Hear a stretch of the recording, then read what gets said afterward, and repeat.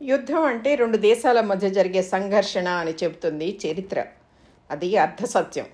గతంలో రాజ్యాల నడుమ, ప్రస్తుతం దేశాల మధ్య రగులుతున్న రగడలు తాత్కాలికం. ఈ ఆధునిక యుగంలో యుద్ధం అనే పదానికి అర్థం మారింది. మనలో మనకు, మనతో మనకు, మనసుతో మనకు, మన మస్తిష్కాల్లో చెలరేగుతున్నది అసలైన యుద్ధం. ఇది మానసికం, నిరంతరం, అనివార్యం. చేస్తున్న ఉద్యోగాల్లో, మోస్తున్న బాధ్యతల్లో, చూస్తున్న వ్యాపారాల్లో నిత్యం సమస్యలే, అనుక్షణం సవాళ్లే. ఇది ఆధునిక యుగం మనిషికి ఇచ్చిన చేదు వరం. అష్టపూర్ణ కులేక్షణం. కురుక్షేత్రంలో చేష్టలుడిగిన అర్జునుడు కన్నీటితో నిలబడ్డాడు శత్రుకూటమి ఎదుట. మనిషిది అనునిత్యం అదే దుస్థితి జీవితం ముందు. అందుకే లేచి నిలబడు అని గర్జించాడు గీతాచార్యుడు. భగవద్గీతను ప్రవచించాడు. అప్పట్లో అర్జునుడికి, ఇప్పుడు మనకు అదే దిక్కయ్యేలాగా. ఎందుకంటే అది భగవంతుడు శంఖారావం. చేవ మలిగిన వయసును, చేతలుడిగిన మనసును జోకొట్టేది కాదది. ఉడుకు రక్తాన్ని ఉరకలెత్తించే ధీర వచనం అది. అందుకే దాన్ని భగవంతుడి పులికేక అన్నారు వివేకానంద స్వామి. అనుభవాన్ని, పరిణితిని అనుసరించి ప్రతి మంచి మాట మనిషి మనసులో వ్యాకోచిస్తుంది. మరొక్క మారు, అనుభవాన్ని, పరిణితిని అనుసరించి ప్రతి మంచి మాట మనిషి మనసులో వ్యాకోచిస్తుంది. తన పరిధిని విస్తరించుకుంటూ పోతుంది.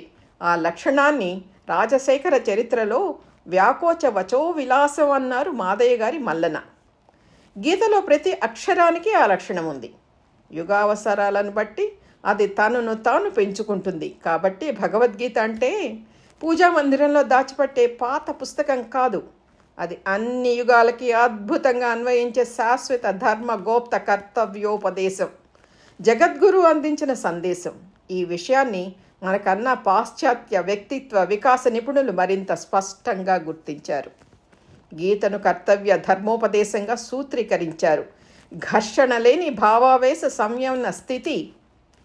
మరొక్కసారి, ఘర్షణ లేని భావావేశ సంయమన స్థితి మనిషి పాలిటి స్వర్గం. అప్పటి వరకు మనిషికి నరకం అన్నాడు గ్రీకు తత్వవేత్త ప్లేటో. మనం కాని దానిగా ఉండటం, అయిన దానిగా ఉండలేకపోవడం నరకం అన్నాడు జాన్ పాల్ సార్త్. ఈ అంశాలను ఇంతకన్నా స్పష్టంగా, సరళంగా ప్రతిపాదించింది కర్మయోగం. పనిని తప్ప పలాయనవాదాన్ని గీత ఎక్కడా సమర్థించలేదు.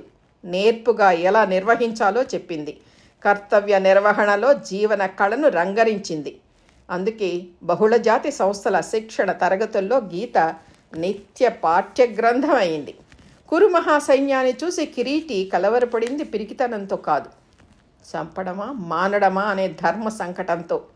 ఆ ఊగిసలాటే అతన్ని తీవ్ర భావోద్వేగానికి గురి చేసింది. ఉద్వేగం వివేకాన్ని అతిక్రమించినప్పుడు ఆందోళన సహజమే అంటోంది ఆధునిక మనస్తత్వ శాస్త్రం. మనసుకు బుద్ధికి మధ్య ఆ సంఘర్షణ అర్జునుడికే కాదు, మనకు అనుభవమే. భగవద్గీత ఆదుకునేది అక్కడే.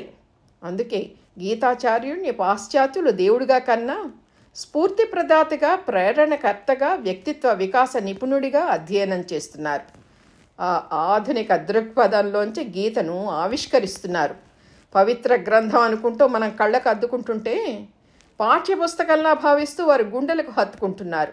ఈ నేపథ్యంలో భారతీయ జ్ఞాన సంపదకు ప్రతీకగా భగవద్గీత, కళాత్మక నైపుణ్యానికి చిహ్నంగా నాట్యశాస్త్రం యునెస్కో మెమోరియల్ ఆఫ్ వరల్డ్లో స్థానం సంపాదించడం మనందరికీ గర్వకారణం. అపురూప మానవ వారసత్వాన్ని పరిరక్షించేందుకే ఈ నిర్ణయం అంటోంది యునెస్కో. ఇది భారతీయ సంస్కృతికి పట్టిన హారతిగా, మన దేశానికి దక్కిన గొప్ప గౌరవంగా భావించాలి. భారతీయుడిగా గర్వించాలి. దీన్ని ఎడిటోరియల్ నుంచి గ్రహించబడినది. భవిష్యత్తుకి మార్గదర్శి అంటూ రాసి ప్రచురించిన వారికి ధన్యవాదాలు.